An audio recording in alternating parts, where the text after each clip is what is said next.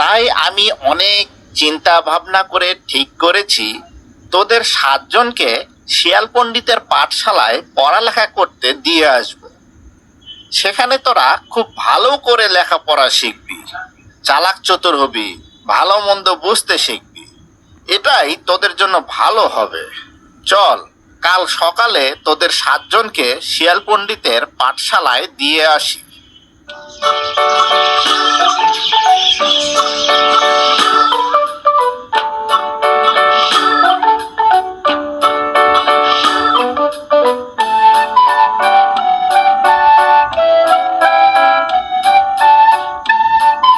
শিয়াল পণ্ডিত, শিয়াল পণ্ডিত, বাড়ি আসো।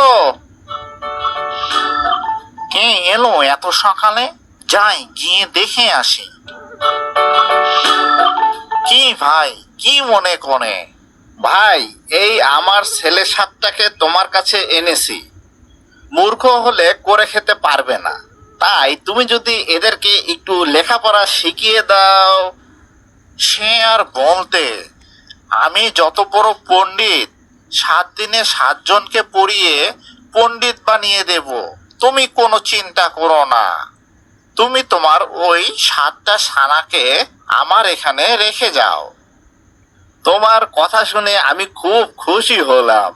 তাহলে আমার ছানা 7টা তোমার কাছে থাকলো, আমি বাড়ি চললুম, আর রোজ এসে একবার করে ওদেরকে দেখে যাব।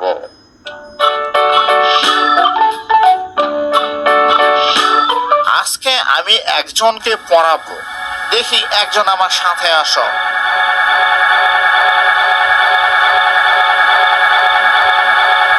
পড়ো তো বাবু।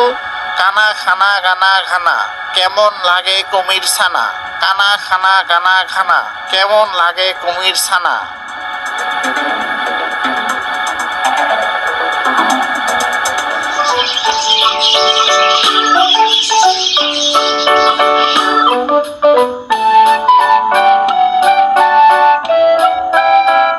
শিয়াল পণ্ডিত, শিয়াল পণ্ডিত, বাড়ি আসো। আমার ছানাগুলো কেমন লেখাপড়া করছে, কই তাদেরকে ডাকো, একবার দেখা করে যাই।